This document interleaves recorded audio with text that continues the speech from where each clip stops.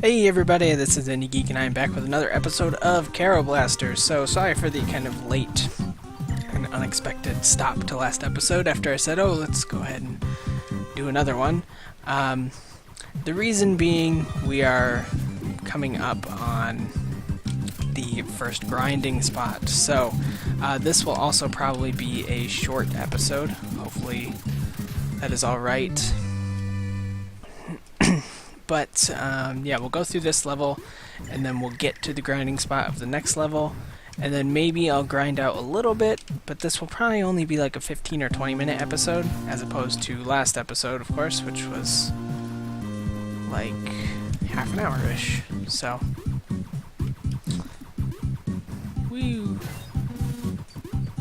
That may have like seemed out of place, that boss battle down there. The reason that's there is that that fifth gun I was talking about, if you try and upgrade it in the shop, it always says that like the upgrades cost 9,999, which I'm sure you could grind out if you wanted, but no one wants to do that.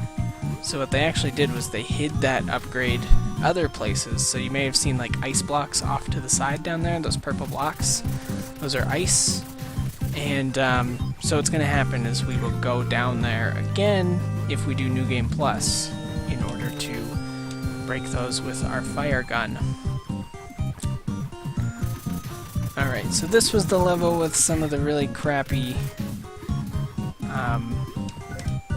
like the hard chases that I was talking about, although this is not actually technically a chase. This is more just a get over so that it can blow this baby up. Oh, maybe it is later that I was thinking of. I'm not sure. Alright. Luckily, like, if you know this game, like if you've played the game before, which obviously I have, it is like really easy. And you can get through a lot of these levels like without taking any damage, which is kind of nice.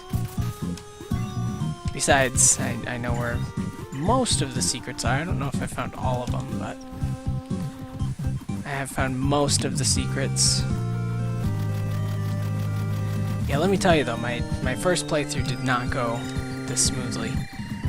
I think at least like the first level I had to redo. This level I had to redo because I ran out of lives. So, but you know, stuff like that, you're not expecting your first time through, of course, so those kind of things make the game harder as well. But once you know to expect them.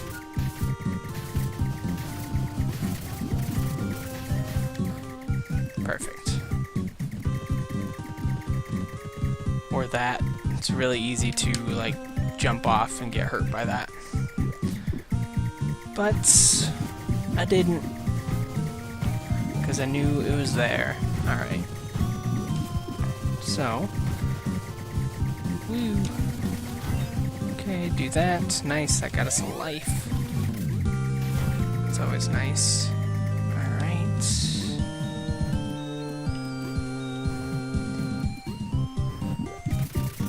And we'll get another life up here. Perfect. Again, more secrets that you just know about if you've played the game the first time. Oh god, that was bad timing on my part. Lost me a heart. Didn't mean to rhyme. Sorry to waste your time. Okay, well he's kind of got me trapped, so I may actually lose this boss fight. Yep, that sucks, because I don't normally lose the mini boss fights, so that's pretty shitty, but I suppose he's also not the easiest boss fight as far as like mini bosses go. Most of the mini bosses are quite a bit easier than this.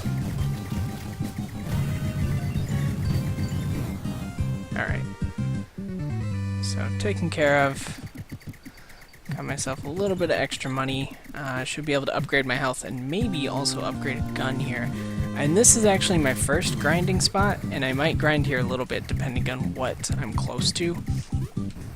But I think first priority is going to be upgrading health once. Oof, yes, that's 210. And then let's see what our guns are looking like. I know that's 300. This should be 5. Yeah. What's bubble? Or balloon? 800. Yeah. So that's not happening. 300 and I'm at 152.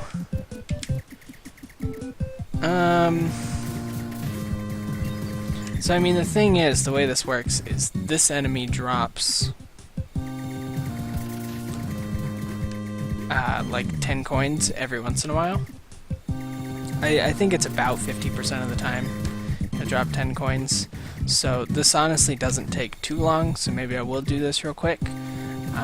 It's the other grinding spot that takes forever because it's a little more complicated, and like, so this takes maybe what, 6 or 7 seconds, so maybe like 10 seconds ish total to get 10 coins each time. Oops, assuming you don't mess up the jetpack and stuff like that, but you know, because it's almost guaranteed every other time. You can pretty much kind of just get in a pattern with this and be totally fine.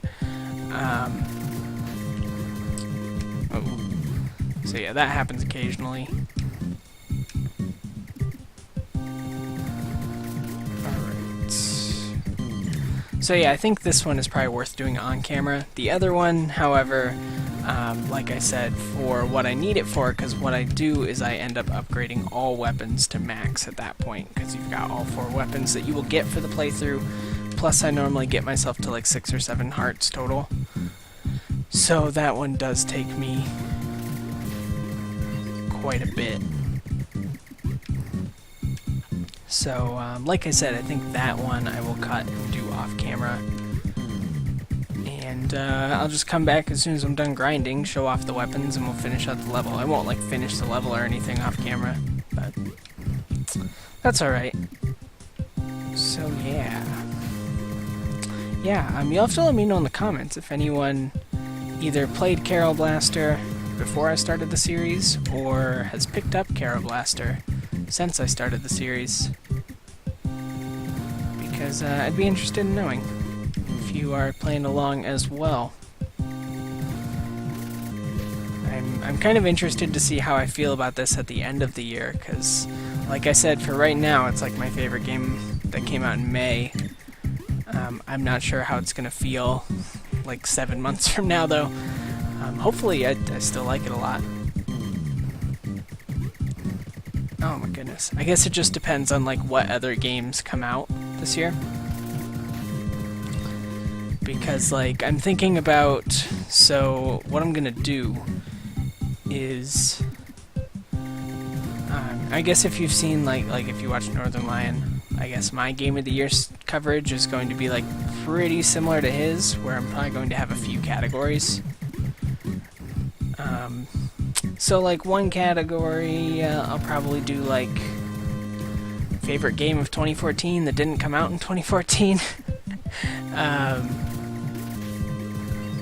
Because every year I seem to find like one game that came out a couple years before, or even the year before, that I just didn't get around to, and am just now getting around to, that I really like. So I think that'll be fun. Or maybe even picking like 2 or 3 of those. I might do like a top 3 for each category. Might be best. Except for probably like my overall Game of the Year, I'll probably do like a top 10. Oh, what am I doing? I can go purchase it now. So what were we going for? Oh yeah, Fan Gun 3. There we go. And that's actually really good, because this is when the fan gun starts getting really, really good. So now fan gun is kind of where we want it.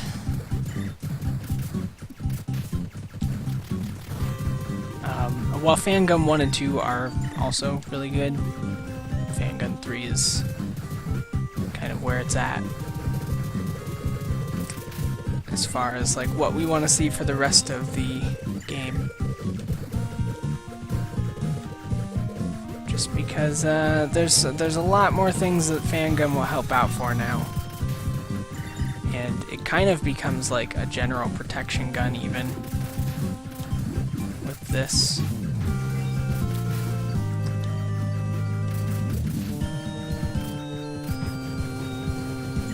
Yeah, I don't know. I guess the nice thing is I've got a lot of time to think about how I want to do Game of the Year coverage, because, well, it's a long ways away still. It's, you know, it's weird to think about, though, because we had, like, a really strong first half of the year so far, and I think part of it is just because so many games are coming out.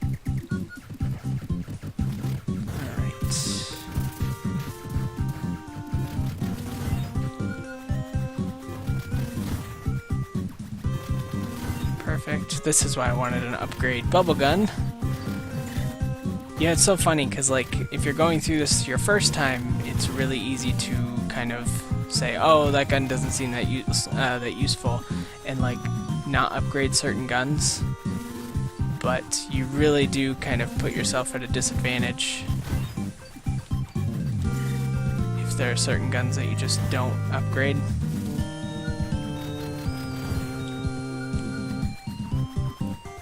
There we go.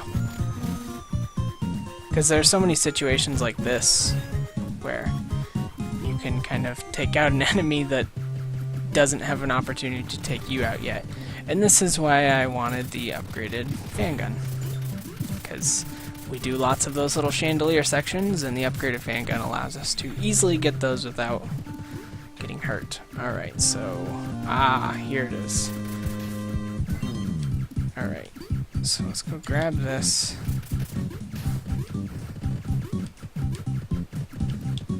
Alright. And then we go.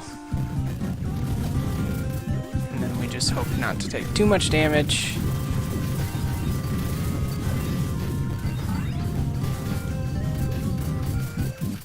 Okay. Should be okay now.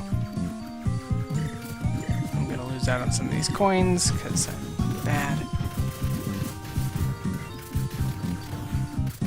But that's okay.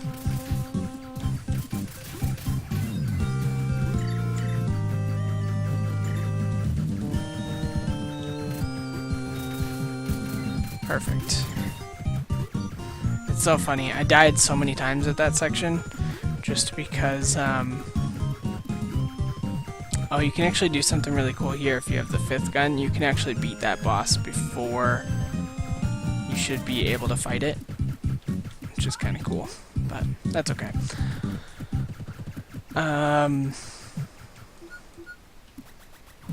Yeah, I died so many times because I just didn't, for whatever reason, think about just jumping over the barrel. Alright. So, hopefully this goes alright. This is probably like one of the trickier bosses of the first half of the game, I would say.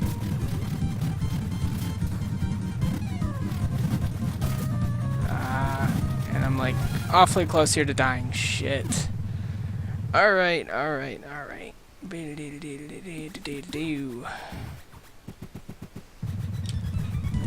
Let's see. Maybe I want to just do this for the first part. I don't know, this might take out the missiles better, or at least allow me a little more mobility.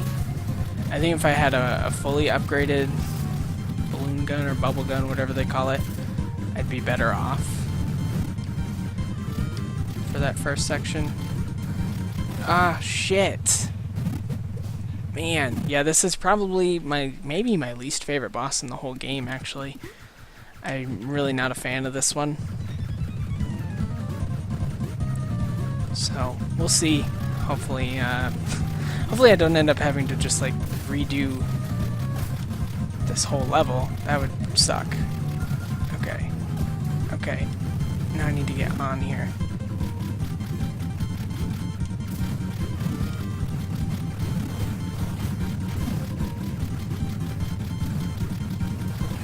Okay. Is it done? It's done. Woo! Alright, and there's the flame gun. Cool. So, as you could imagine, our next level is going to be a level full of ice. So, kind of logical. Makes a lot of sense. Alright, as you can see, every time we come to this transporter, things are looking worse. And, in fact, it's like kind of totally busted now. We've got all these crazy, all the crazy black things. Alright. So now we're in Tonakawa Hospital. Yay, you woke up. Yeah, we did. We're Kero Blaster. He looks unharmed, at least. Looks like the transporter went haywire because of those black things. Black things? Yeah, I'm sure you spotted them around, but they are basically Negativus Legatia. What in the world are Negativus Legatia? You would call them pieces of your past that have been cast off, I guess. We're going to have to do something about these things. I looked into it and these things are coming from the broken server on Hikichi Plateau. If we manage to fix that server, then maybe we can eradicate these pests. But isn't the transport device broken? We can send them to the base of the plateau just by connecting manually. Here's something for you to wear. Yeah, we got our jacket. So this it kind of works as like armor, so we get one free hit. Don't overdo it. So the hope is that I can beat the first half of this level without taking a hit. Because once I can get to the grinding spot, I won't get hit again. Most likely, while I grind, and then well, actually, so like in the Cat and Frog shop, there will be a jacket every time if you lose it, so that works. Sorry to skip past some of this dialogue here, but alright, this will actually time out pretty well. We'll be at probably right around 20 minutes when we get to my grinding spot.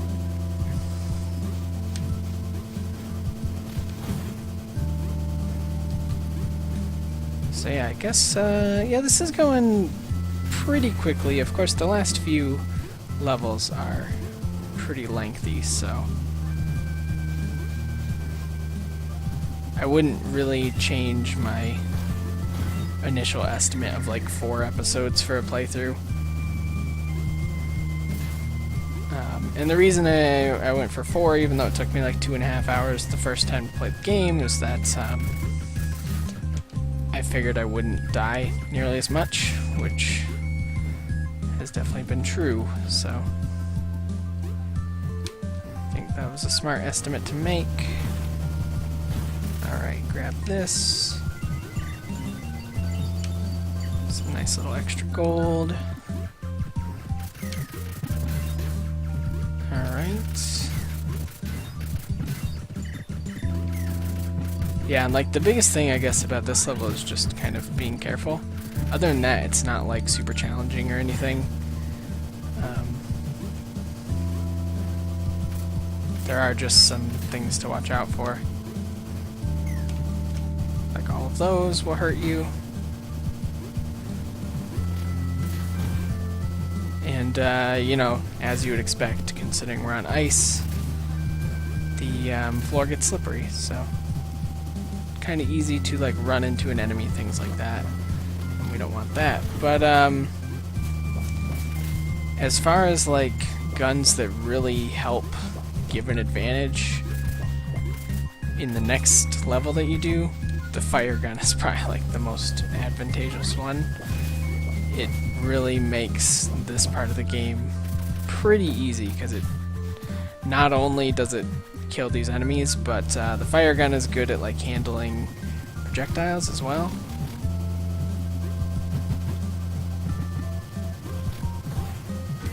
Alright, there we go.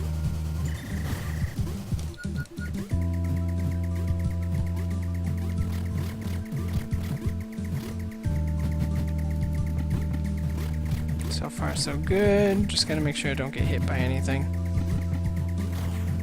Perfect. Want the fire gun. Perfect. Oh my goodness, we got another one of these.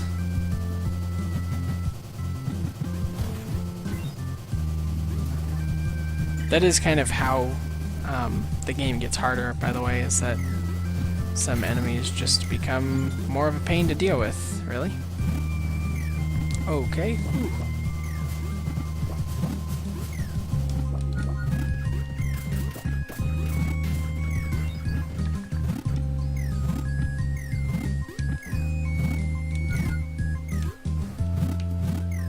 And got the extra life. Very nice.